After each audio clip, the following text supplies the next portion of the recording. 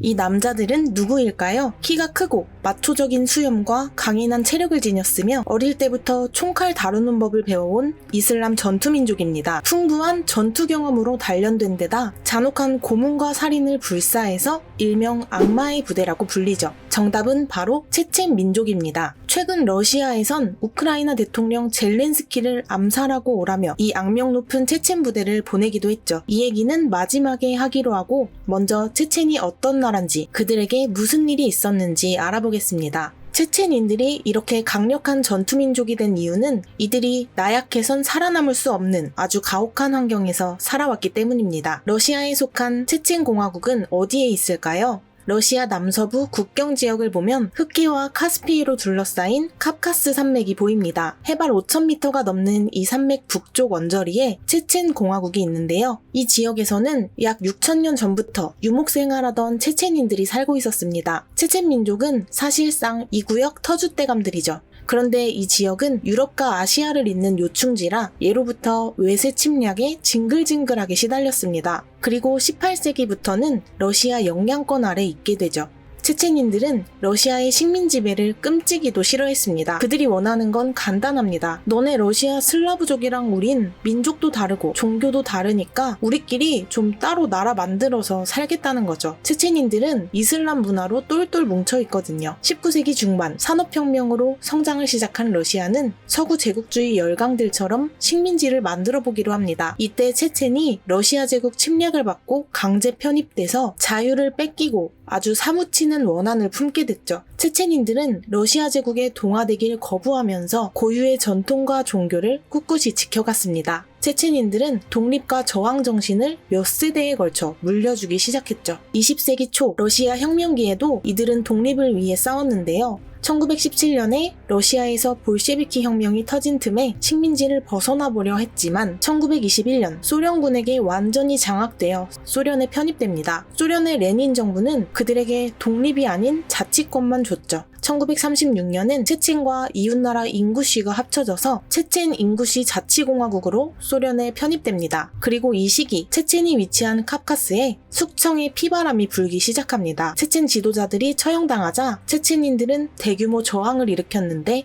이에 스탈린 군대가 12만 명의 인구를 학살하거나 강제 추방시켜버렸죠. 분노한 체첸인들은 스탈린 체제에 격렬히 저항해보지만 또다시 진압됩니다. 그리고 제2차 세계대전 말기 스탈린은 독일 나치군이 체첸을 잠시 점령했을 때 체첸인들이 나치군에 협조했다며 응징을 하는데요. 이렇게 체첸 공화국이 해체되고 50만 체첸 민족이 추방됩니다. 체첸인들은 주로 카자흐스탄 같은 중앙아시아와 시베리아로 쫓겨났죠. 이 굴욕적인 대규모 이주 과정에서 30% 정도는 계획적인 학살 또는 기아로 죽은 걸로 추정됩니다. 복수심에 타오른 체첸인들은 순순히 포기하지 않았습니다. 강제 이주 중 도망에 성공한 체첸인들은 카프카스 산악에 숨어 게릴라전을 펼치면서 소련군을 괴롭히죠. 이 강제 이주와 투쟁 속에서 약 23만 명이 목숨을 잃었습니다. 스탈린의 강경책 속에서 전체 인구 중 거의 절반이 통째로 사라진 거니까 그 수가 어마어마했죠. 그리고 1957년 죽음의 투쟁을 하던 체첸인들의 노력과 흐르시초프의 개혁으로 체첸인들은 고향에 돌아올 수 있었습니다. 그러나 고향에 돌아온 이들에게 남은 것은 아무것도 없었습니다. 정부의 차별 속에서 체첸인들은 범죄 조직 집단 취급이나 받을 뿐이었죠. 그렇게 러시아의 시계도 계속 흘러갑니다. 1991년이 되면 소련이 해체되죠. 새롭게 탄생한 러시아는 89개의 연방으로 엮인 다민족 연방국가 체제였습니다. 이 시기 체첸의 독립영웅 조아르 두다예프가 등장하는데요. 체첸이 강제 이주당했을 때 카자흐스탄에서 태어난 두다예프는 소련 해체와 함께 다른 공화국들이 독립을 시도하자 그 여세를 몰아서 체첸의 일방적인 독립을 선포해버립니다. 이렇게 두다예프가 체첸의 초대 대통령으로 선출됐죠. 그런데 러시아가 이걸 가만두고 볼 리가 없습니다. 체첸에게 경제 봉쇄 정책을 펼친 러시아 중앙정권은 체첸 땅에 대한 관할권을 끝까지 유지하려 했습니다. 이쯤 되니 궁금해집니다. 그렇게 땅도 큰 러시아가 조그만 체첸 땅이 뭐가 아쉬워서 그렇게 체첸 독립을 막으려고 한 걸까요? 이제는 러시아 입장에서 한번 들여다봅니다. 체첸은 크기가 작아도 여러모로 가치 있는 땅입니다. 카스피의 유전에서 러시아 경제동맥인 원유가 만들어지죠. 그리고 이 원유를 러시아로 공급하는 송유관이 체첸을 통과합니다. 그래서 만약 체첸이 독립해서 떨어져 나가면 송유관 통과료를 거액 지불하게 되는 등 손실이 큽니다. 무엇보다도 체첸 수도 그로즈니에서 새로운 유맥이 발견되면서 러시아 3대 유전 중 하나로 부상했기 때문에 여러모로 체첸을 포기하긴 힘들다는 거였죠. 특히 러시아에게 맞서는 체첸 민족은 러시아 입장에선 이슬람 극단주의, 테러리스트였습니다. 러시아는 연방의 붕괴를 막기 위해, 안보를 위해 이런 소수민족의 분리주의 독립운동을 막아야 한다 생각했죠. 수많은 소수민족이 자꾸 들고 일어나면 그야말로 국가적 위기니까요.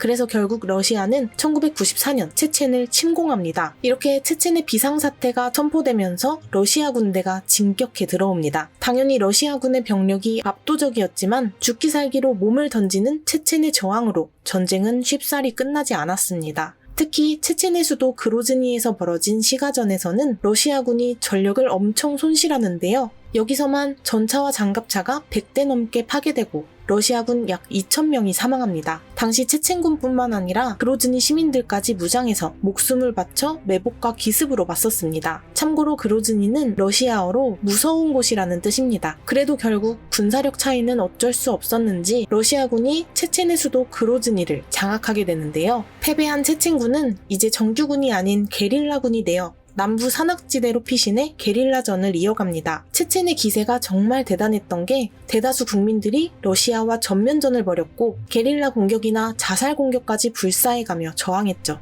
이때 다른 이슬람 국가의 지하드 전사들 약 5,000명이 자발적으로 체첸을 도우려고 들어왔는데요. 이때 과격한 테러리스트들도 체첸에 섞여 들어오게 됩니다. 치열한 전투 끝에 1996년 러시아군은 체첸 대통령 두다예프 암살에 성공합니다. 하지만 체첸의 끝없는 반격 때문에 결국 완벽히 정복하지는 못했죠. 결국 1996년 러시아는 체첸과 평화협정을 맺고 물러납니다. 그리고 체첸 독립에 대한 문제는 2001년까지 미루기로 하는데 이로 인해 러시아 옐친 대통령의 인기는 수직 하락합니다. 막강한 병력을 갖고 소수민족도 제압 못하다니 러시아 자존심에 엄청난 스크래치가 났던 거죠. 그리고 1999년 보다 참혹해진 제2차 체첸 전쟁이 일어납니다. 왜 더 참혹해졌냐면 러시아 옐친이 후계자로 지목한 인간 불도저가 이를 갈았기 때문입니다. 누굴까요? 바로 푸틴 총리입니다. 2차 체첸 전쟁의 명분은 이렇습니다. 체첸의 반군 지도자 샤밀 바사예프라는 인물이 이슬람 신정국가를 건설하겠다면서 다게스탄 공화국을 침략한 건데요.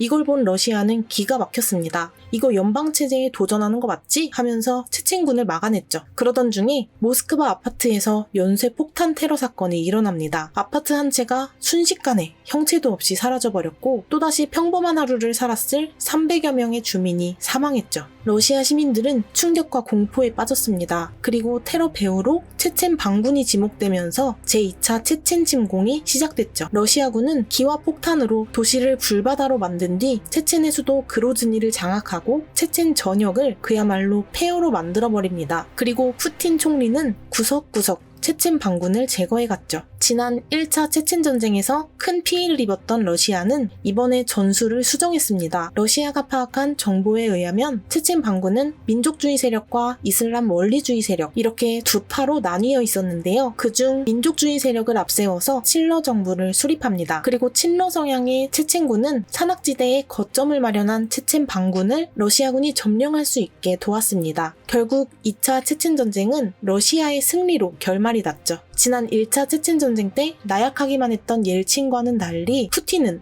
강력한 러시아를 제대로 보여주고 있었습니다. 그래서 2차 체첸 전쟁 이후 푸틴의 인기는 수직 상승하게 됐죠. 하지만 전사의 피가 흐르는 체첸인들은 절대로 패배를 인정할 수 없었습니다. 이어진 저항으로 러시아의 테러 사건이 잇따라 발생했는데요. 2002년엔 러시아 수도 모스크바 극장에서 인질 사건이 벌어집니다. 한 50명 정도의 체첸 반군이 관객과 배우까지 무려 1,000명 정도를 인질로 잡더니 러시아군은 일주일 내로 체첸에서 철수해라 이렇게 요구한 거였죠. 식은땀 나는 대치 상황 끝에 러시아 특수부대가 진압하긴 했는데 그 과정에서 체첸군뿐만 아니라 인질로 잡혀있던 무고한 관객 약 150명이 사망하고 말았습니다. 이 사건이 세계를 경악시킨 이유가 하나 더 있는데요. 체첸 반군 50명 중 18명이 체첸의 여전사들인데 이들이 자신의 몸에 폭탄을 두르고 테러에 가담한 겁니다. 체첸 여성들이 이토록 분노했던 이유가 있습니다. 그들은 전쟁으로 아버지와 남편,